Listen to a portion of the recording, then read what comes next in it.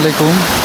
দেখে মনে হবে পাহাড়ি ঝর্ণা, কিন্তু আসলে তা নয়। এটি আমাদের উল্লাপাড়া উপজেলার বিনায়কপুর গ্রামের একটি পুকুরে বর্ষার পানি পড়ছে আমার বাড়ির সামনে।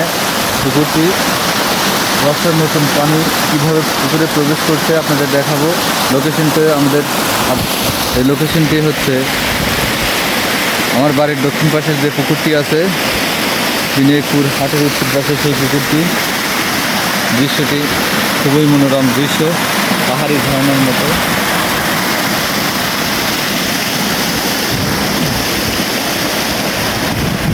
এই পুকুরে এভাবে